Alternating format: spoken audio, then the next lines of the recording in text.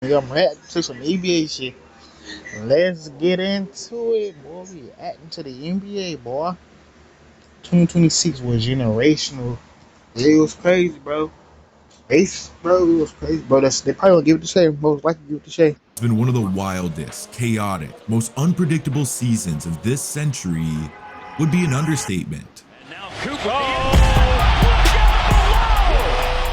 An alien takeover in San Antonio arrived years earlier than anyone predicted, leading the way for a new generation of stars. The bad boy Pistons came out swinging, literally infusing the league with a type of physicality that hasn't been seen in years. Speaking of things we haven't seen in years, how about something we haven't seen in 6 decades? 83 points in a single game by Bam Adebayo of all people, with everything building toward a thrilling MVP race that featured some of the most unique talents in the sport's history, led by the reigning MVP and Finals MVP in OKC, who seemed destined to win back-to-back titles. We got a lot to get into, so I'ma cut the intro right here. This is the 2026 NBA regular season in 42 minutes.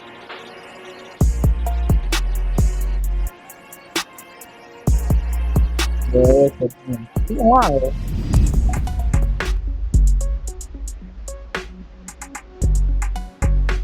Opening night was simply beautiful and nostalgic. For the first time since 2002, the NBA was back on NBC, and it couldn't have opened any better, as OKC received their rings and raised their championship banner after a 7-game bloodbath in last year's finals. And they're coming for another, facing off against the new-look Rockets led by former franchise star Kevin Durant. But it was the Thunder MVP who stole the show. Down 2, number 2 nails a mean fader with 2 to go to send the game to OT, finishing the night with 35 and a double overtime win, which was followed by a career-high 55-point explosion 2 nights later in a finals rematch. SGA is in prime form. OKC vs Rockets was followed by Warriors-Lakers, where the Dawn kicked things off with 43, 12, and 9. Skinny Luka is here, and the NBA is back. The next night though, everything changed. Once the story broke, it was plastered all over the news. Everybody in Texas was rushing to safety because there was an alien invasion.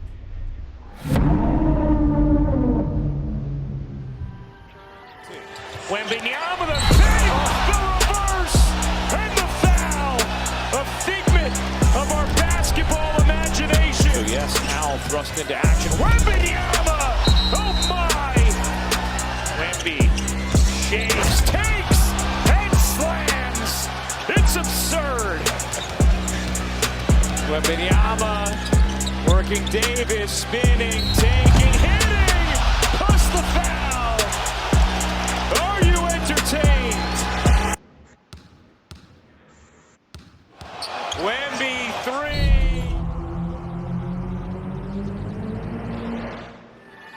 You bet! Plus the foul.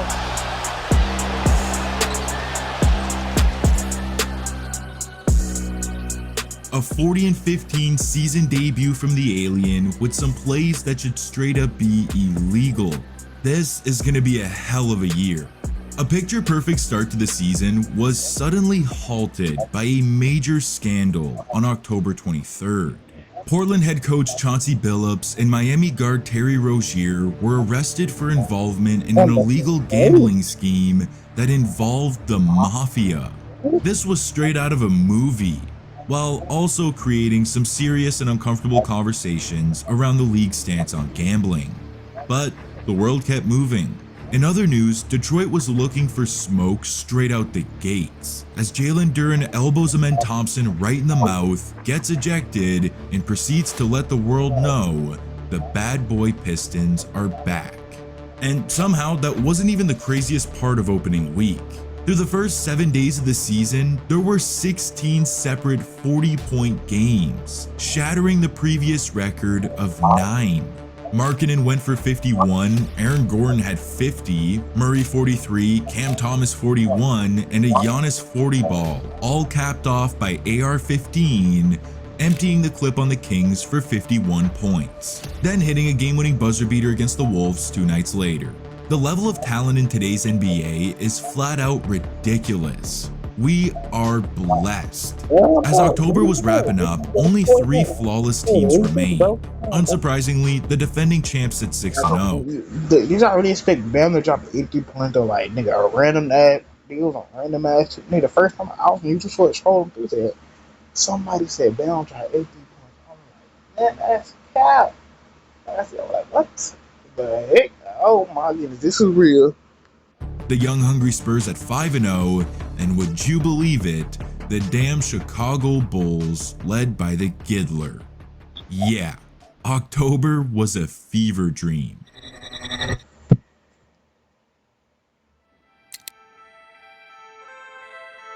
With the loss of Tatum and Halliburton in last year's playoffs, we knew the East was going to be wide open.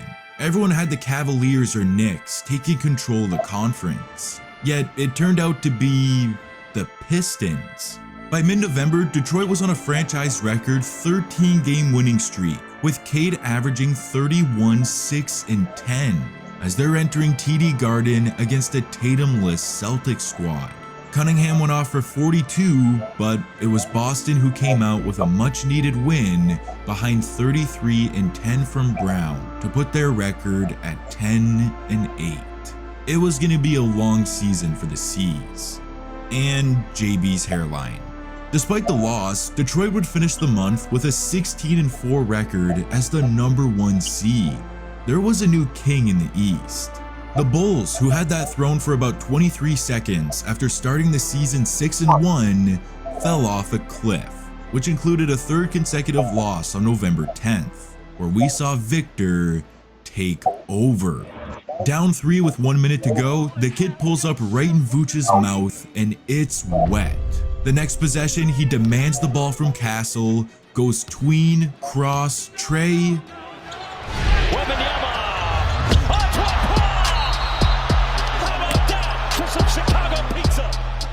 38 points, 12 boards, 5 dimes, and 5 blocks. The league is in trouble. Like I said, this was on November 10th, one of the hottest nights in the association. Just an hour earlier in Orlando, Desmond Bane buried a game-winning 3 at the buzzer. Luka erupted for 38 on the Hornets, Cade spazzed for 46, 12, 11, and 5 steals against Washington, and in overtime in South Beach, Mitchell makes a moonshot corner 3 to tie the game with .4 left, which was answered by a game-winning dunk by Wiggins at the buzzer. It was pandemonium. That excitement though wasn't carried over to Dallas the next day. After starting the season 3-8, AD getting injured 5 games into the season, and chance of Fire Nico raining down nightly, the Mavericks did what was long overdue, firing Nico Harrison just 9 months after orchestrating the worst trade in the history of basketball. That night on the other side of LA. Where were you when Luka got traded to the Lakers, bro? I woke up, bro. It was like a Sunday morning, in April, bro. It was a Sunday morning in April. I woke up, everybody saw my Luka get traded to the Lakers, bro. I'm like, what? Yep, he got traded to the Lakers, bro. Shit crazy, bro. It was Joker's wild. Nikola gave the Clippers 55 points on 78% shooting with 12 rebounds and 6 assists in the win. With a 9-2 start to the year, the Nuggets are looking like title contenders once again, with a familiar face atop the MVP ladder. Jokic, of course, alongside SGA, 2 all-time talents who battled it out last year, were destined to run it back, with number 2 looking to go back-to-back. The Thunder are currently the only team atop Denver in the standings, sitting pretty at 12-1, with the reigning MVP putting up 33, 5 and 7 a night. This was going to be a hell of a race. We're nearly a month into the season now.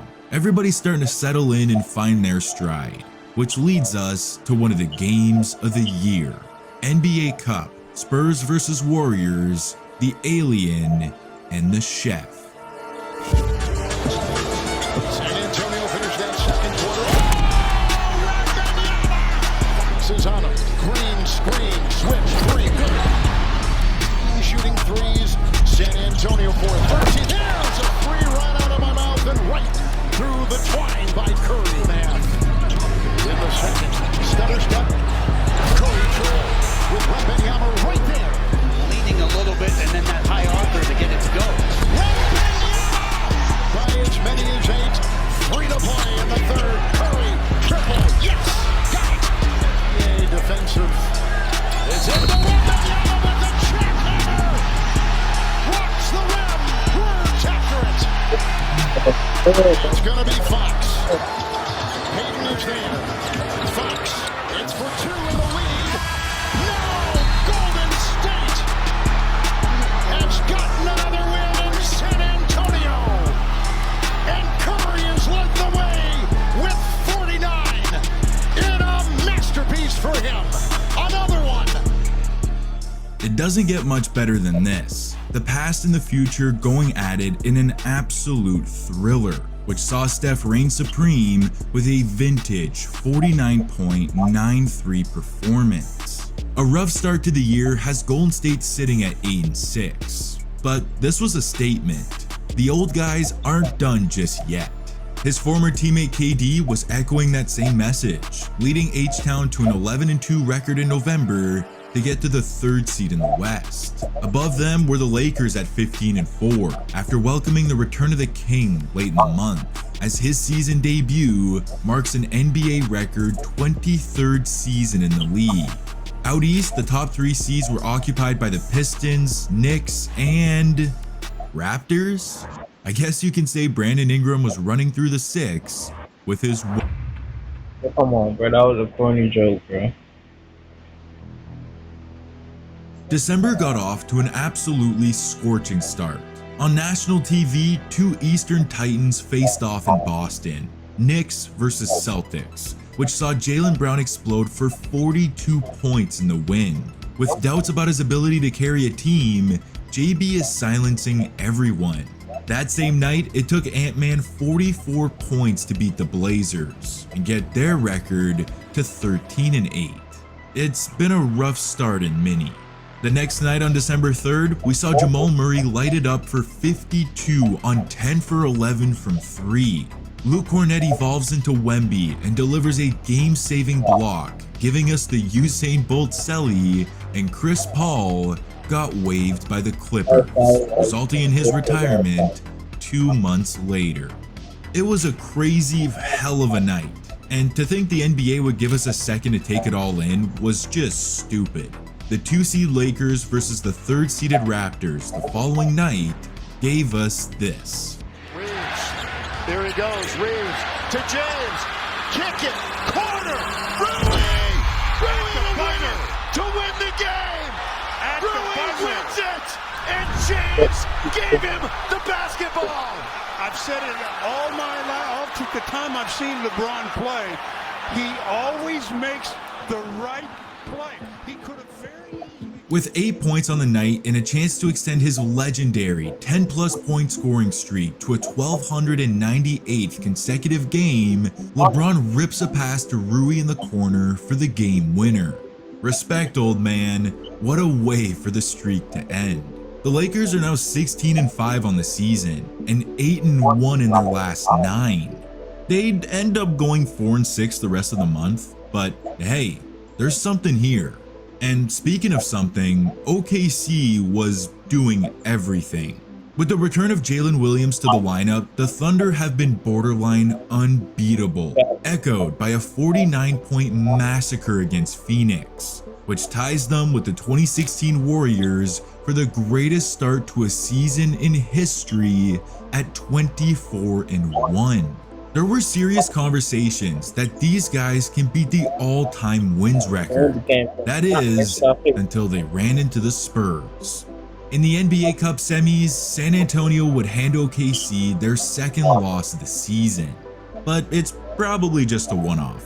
On the Eastern side of things, Brunson gave the middling Magic a 40 burger to move on to the finals, which would take place on the 16th. In the meantime, we got to witness the 12th-seeded Hornets smash the Cavaliers with 29 points from the current leader for the Rookie of the Year award, as an erratic start to the season continues for Cleveland, sitting at 15-12. This time last year, they were 22-4.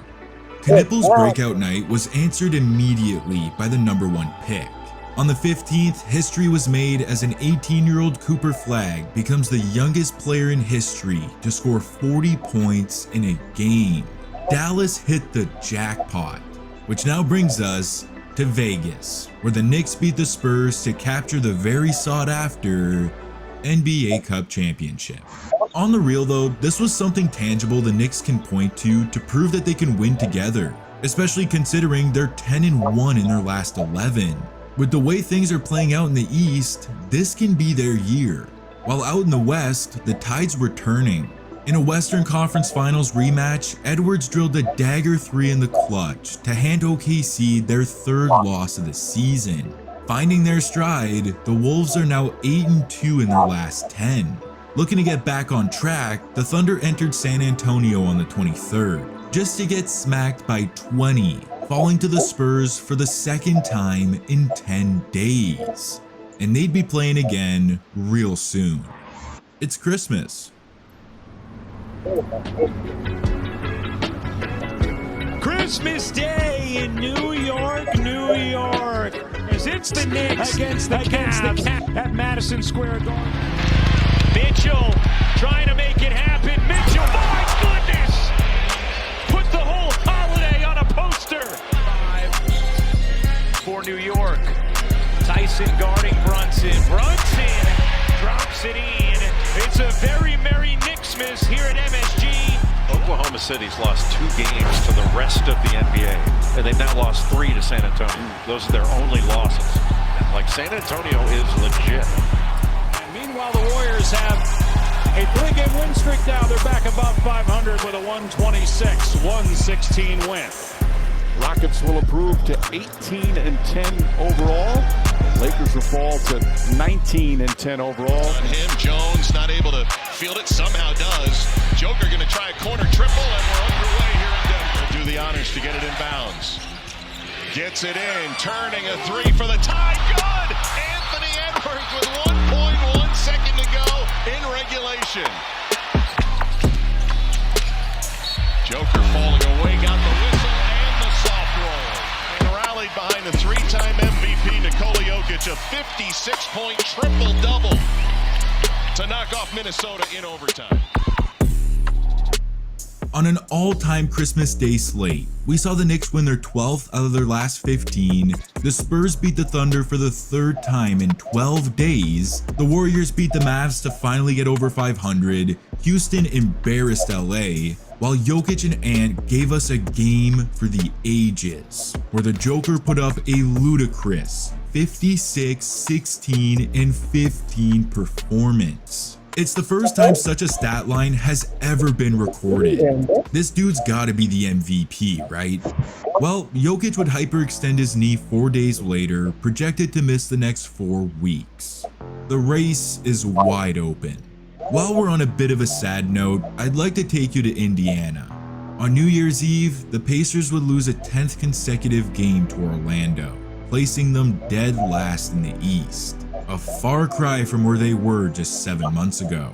The loss of Halliburton was just too much. That run was truly one of the great sports stories of the year. And what a year it's been. Off to 2026.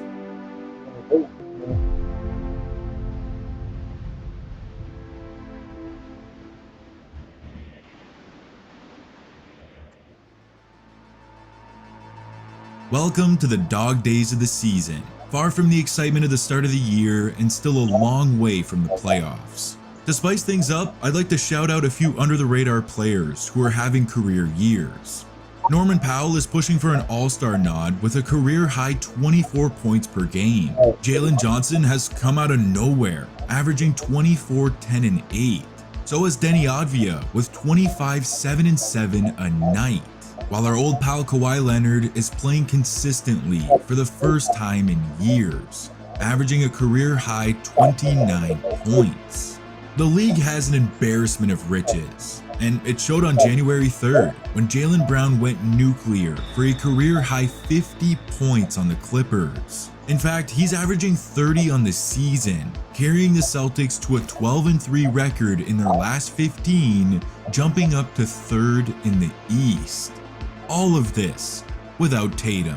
JB was starting to get some MVP buzz, but our boy Cade was quick to silence it. The night after Brown's explosion, Cunningham went for 27, 6 and 7 in a win over the Cavs, followed by a 29-13 outing against the Knicks the next day. Back-to-back wins against two of the best in the East, and the Pistons are now 27-9. These boys are for real. A few spots below them in the standings were the 4-seeded Raptors, who damn near gave Eric Collins a heart attack on January 7th. The other Raptors. That's quickly coming back up. Oh no! Oh! No! Manuel quickly wins it for Toronto! This shot gave the Raptors their 23rd win of the season. The North is back in the mix, and Call 5, I mean, it's one of the toughest celebrations in the league. Meanwhile, number 5 out west was dialing it up, averaging 30 since December 1st, leading to a matchup against the Spurs, where he put a couple nickels on the alien's head.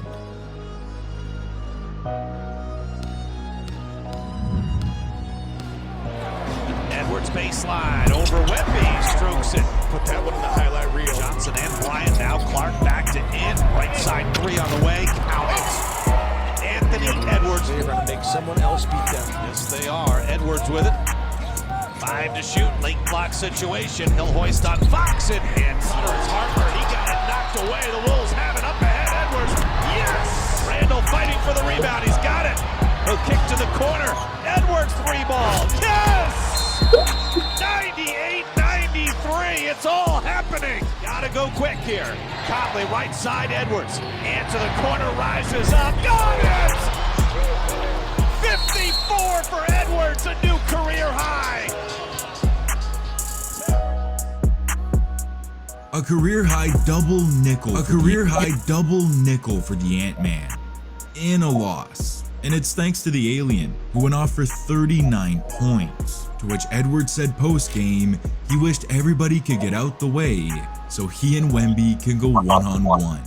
Despite the loss, the Wolves are still sitting at 4th in a loaded West. They're right where they want to be.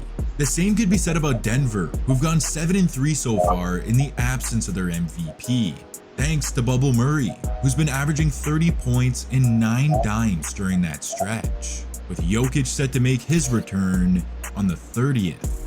However, due to missing such a big chunk of the season, the MVP odds have swung in SGA's favor, leaping Jokic for the first time this season, followed closely by Luka and Victor. It's about to get fun. As the month wore on, the Warriors were starting to catch their stride, 9-3 in their last 12. Then, disaster struck. Against his former team, Butler lands awkwardly, tearing his ACL. And just 11 days later, Steph goes down with a right knee injury, and that's wraps on Golden State's season.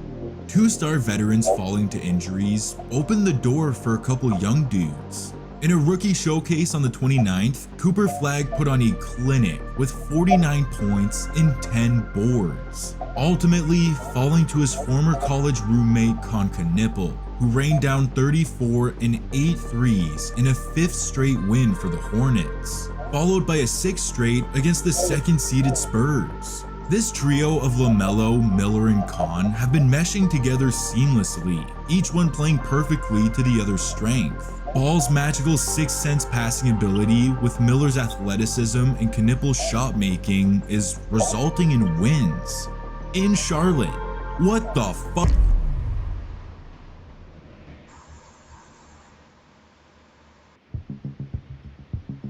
The fifth month of the season kicked off with a battle of the MVPs, which saw the Canadian erupt for 34 points and 13 assists to the Serbians' mediocre 16-7-8, as Denver falls 6 games behind the 39-11 Thunder atop the West, which is also where SGA found himself in the most recent MVP ladder, with averages of 32, 4, and 6 on 56% shooting as a guard.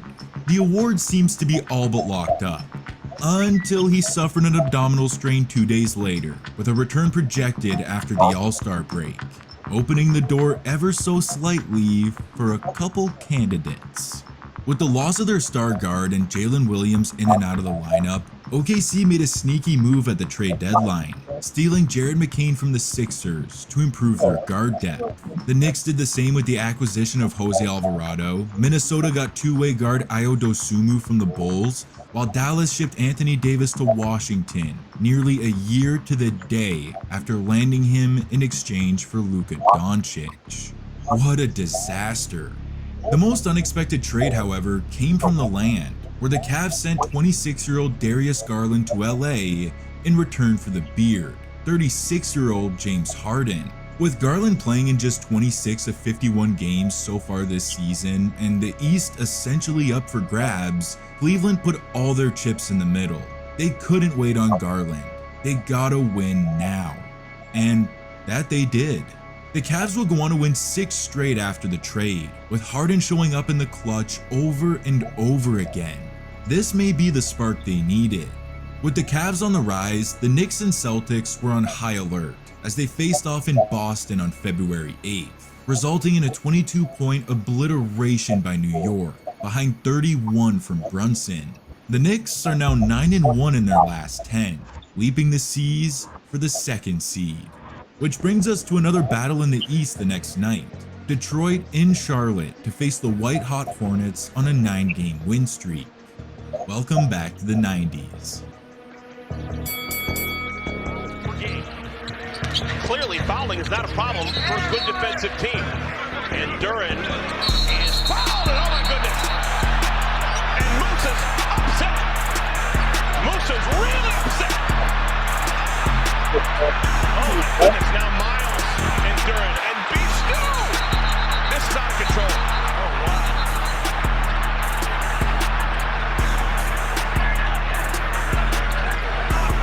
Beastu was on the bench. Isaiah Stewart's out of the NBA, suspended for a while.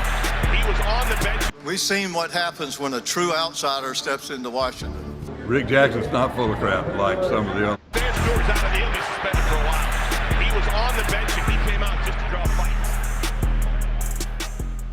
I'll say it again, the bad boys are back, ending Charlotte's win streak thanks to 33, 9, and 7 from Cade, an all-star starter for the first time in his career.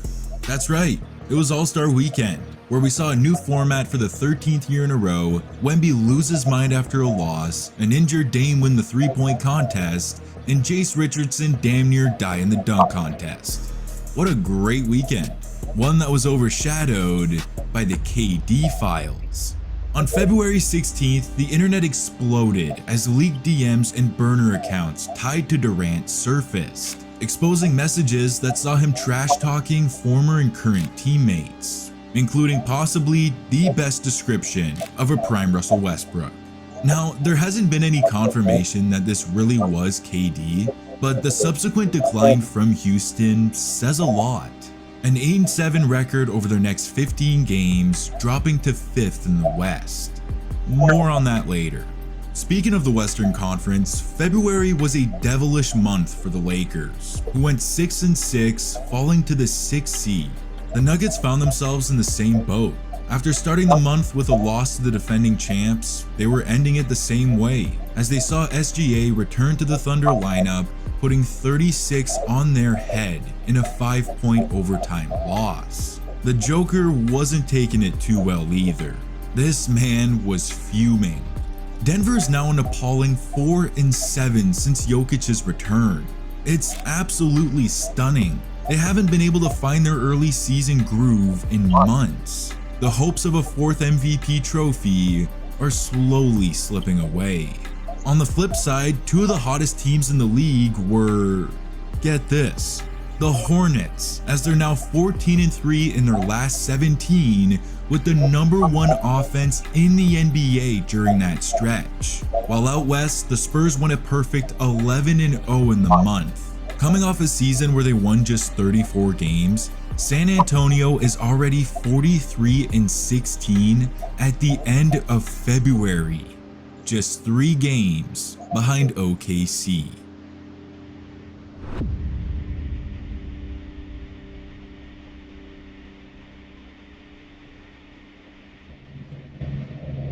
In a building full of 20,000 people, I could hear it. It sounded like one of those guns that go off at like a track meet. It just was like, And Tatum is hurt. Tatum is down. He wants a timeout. Tatum in so much pain, grabbing that right ankle. Jason Tatum has suffered a ruptured right Achilles tendon. He already underwent. That Jason Tatum is competing in 5-on-5 scrimmages, and this question's been thrown out a lot, but now it feels a lot more realistic. Should Tatum come back? Sources tell me that Jason Tatum has been fully cleared to play this season and is expected to make his season debut for the Celtics on Friday at home at TD Garden.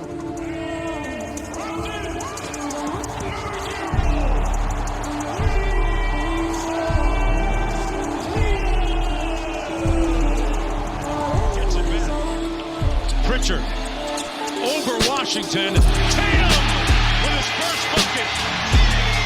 Welcome back.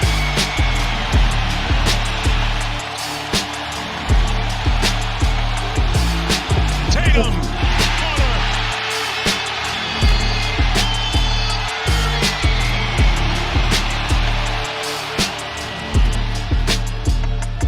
How to find the right car for you. Go to Cars.com. Look at the car you like. Ciao. Ciao. Find your next possibility on Cars.com.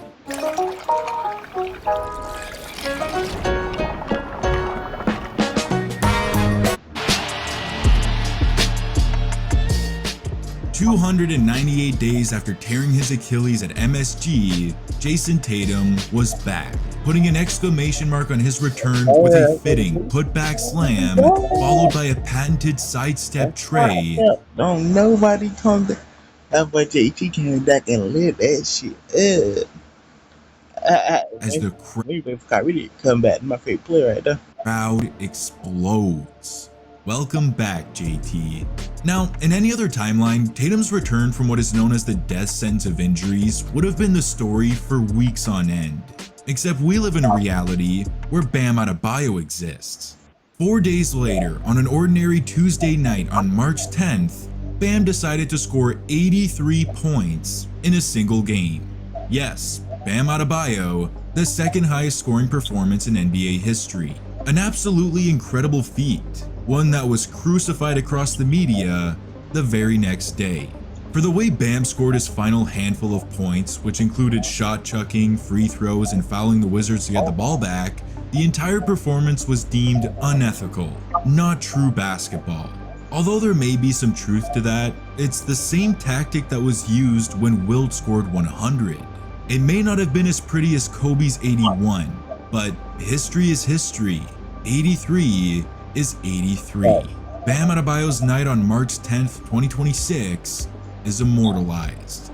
As insane as that was, the playoff race was reaching its own level of craziness. By March 18th, the Atlanta Hawks were 8-0 in the month, jumping from 9 to 6. Through injuries, the Cavs have remained steady, establishing themselves at 4th, while our title contenders in New York are sizzling, 7-3 in their last 10 as they sit just 1 game behind Boston for that 2 seed. In the West, the Nuggets were still fourth, while our title contenders in New York are sizzling, 7-3 in their last 10 as they sit just 1 game behind Boston. Well, look at the seed, boy. So you first, you'll be third. If you first in the East, you'll be third. Second, you'll be like fourth, bro. That's crazy.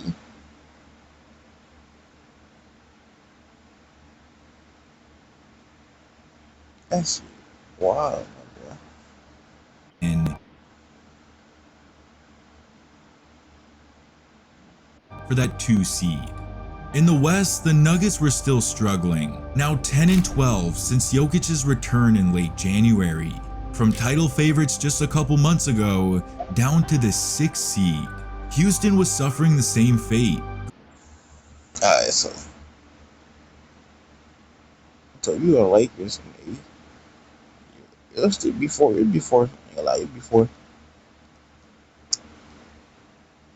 Going 8-7 since KD's DMs leaked at the All-Star break with a clear lack of chemistry within the team. They've dropped to 5th. And with that, Ant-Man and the Wolves have taken advantage, leaping to the 4th seed after an inconsistent start to the season. And above them were the big dogs.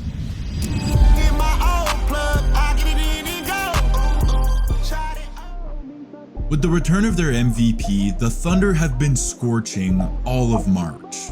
Number 2 is getting into that playoff mode. You may as well just throw up the deuces.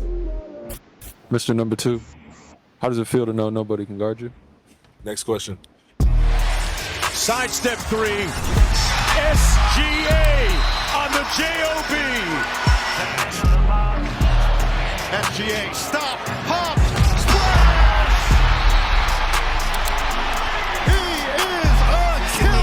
Fellas again. There he is. SGA with 5. SGA step back 3. And on a night that he ties Will Chamberlain, SGA's greatest hit score continues. OKC wins.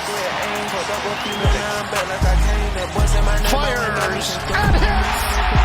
An incredible streak puts SGA into the record books. 127 consecutive games, scoring at least 20 points as he passes the great Will Chamberlain. 127 consecutive games with at least 20 points. He said it himself. His whole life is consistent. In fact, in March, he averaged 9 points per 4th quarter on 72% shooting. To say it feels like he doesn't miss in the clutch is a statistical fact. Game winners and daggers have become his signature shot, alongside this signature celly, which I think is one of the most underrated in the league. Plus, a 14-1 record during the month of March has to mean the MVP is locked up, right? Well, if there wasn't a possessed demon in LA, that might be the case. Am I right, KG? Run the Luka tape right now. Run the Luka tape. Reeves to Doncic. Spencer Jones on him. Here's the double. Doncic on the drive. Step back. Puts it up. Puts it in. With 5/10 of a second remaining. Lakers by 2. This possession goes around Powell. Leaves it. Yeah, count it. And 1. 5. The side is there. Doncic again. 6-0 for Luka Doncic. Lakers have had a lot of close games recently. Doncic steps back, 3-pointer, puts it in. The team spins away, drives down, throws it up. LeBron James with the power dunk. Throws it, James back to Doncic on the drive. Pulls back, 3-pointer, bang! Luka Doncic nails the three. Timeout Rockets. Luka Magic is alive. 38 points, 8 rebounds, and 7 assists per game in March. The Don is delivering, and the team is winning. After a 14-13 record through January and February, the Lakers have caught fire, going 15-2 in March alone. Thanks to a breakout season from Reeves, a resurgence from a 40-year-old LeBron, and the man who many claim to be the MVP. On the season, the Don is leading the league at 33 points a night alongside 8 boards and 8 dimes. He has a great case, but the 3rd seed ain't the 1st, or the 2nd, which is where we find the Spurs. Since February 1st, San Antonio has been the hottest team in the league by a mile, going 25-2 through the end of March, with the third best defense and #1 offense in the association. And that boy Wemby is making a late surge for that MVP. After a light 26-point, 15 rebound, and 5 block night against Miami on March 23rd, Victor said post-game that he's the MVP. For 3 reasons. Defense is 50% of the game, they've beat OKC 4 or 5 times this season, and because offensive impact isn't just points. Honestly, it's hard to argue with him. Wemby does on defense what Jokic does on offense. It's just not glamorized. Plus, you gotta respect it. You don't hear many dudes call their shots.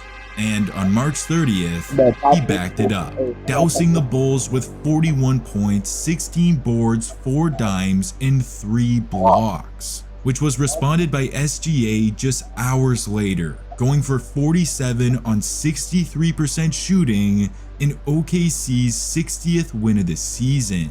And post-game, he was asked if he'd like to make his case for MVP. There's been chattering on behalf of other players. Would you like to chatter on behalf of yourself? Nah, I'm good. Thanks for asking, though. But yeah, I'm good. I'll let my game do the talking. That is just cold. In response to his peers, Luka Doncic scorched the Cavs with 42-12 the very next night. Asked if he'd like to make his case for the award, he simply states that he's been playing well and they've been winning.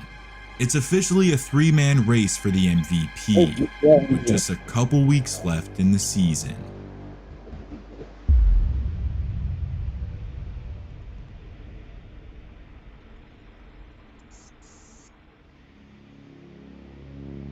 Coming off a picture-perfect month in March, the Lakers were shot right in the knees on April 2nd.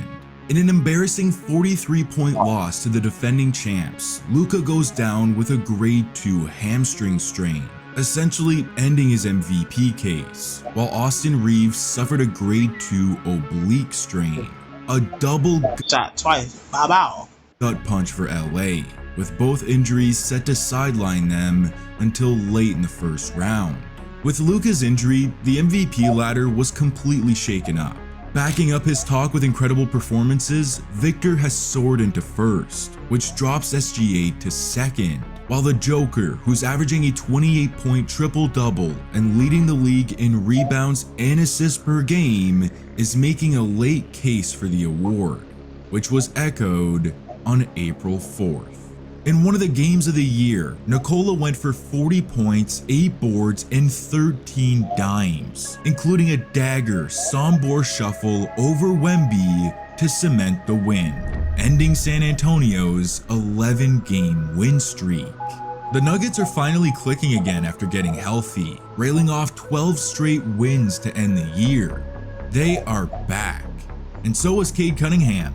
On the 8th, Detroit saw the return of their star guard, which suffered a collapse in March, to which the Pistons went 8-3 in his absence, earning the respect of everyone. They're now locked in as the #1 seed with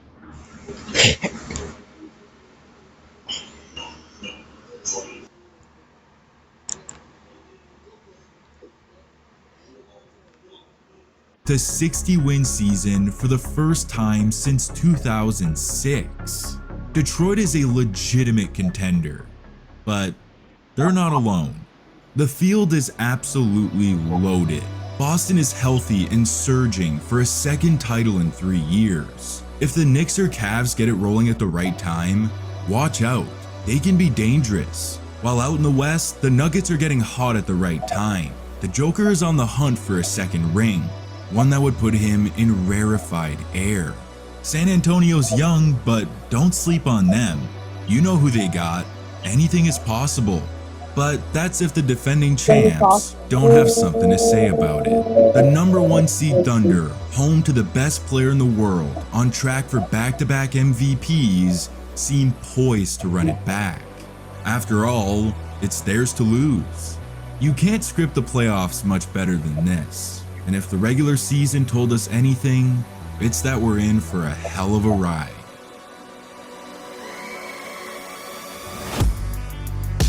You know, man, the playoffs is gonna do crazy. That shit gonna get that shit gonna be wigging out. That shit gonna be wig, bro. That shit gonna be wiggery, bro. The 2026 draft though, we got multiple niggas in 2026 draft. But in 2027 season, we finna go see even more wild shit. But it's your boy signing out, and I'm gone. Yo, it's your boy AK, bro. Listen, bro, I'm posting all 26. And from here on out, bro, I only got 27 subscribers right now, okay? The start of a $1 million YouTube, million subscribe YouTube channel, bro. I'm saying it right now. I mean, $1 million one day, bro. Y'all ain't part of the way. Go ahead and just like, comment, and subscribe. Turn that notification bell. Get what, bro? 100K, 500K, $1 million next. Right after, bro. I'm going hard the rest of my life on this YouTube shit. I'm streaming next. I'm trying to be like Miss Carson if I could, bro. So go ahead and hit that subscribe button. Knock it out. Knock it the fuck out. Hit, like I said, knock the fuck out. Y'all gonna get to know me, bro. Gonna be a family. Y'all not fans. Y'all be my supporters, bro. Y'all gonna love me just like I love y'all. I'm gonna stay consistent, bro. Bro.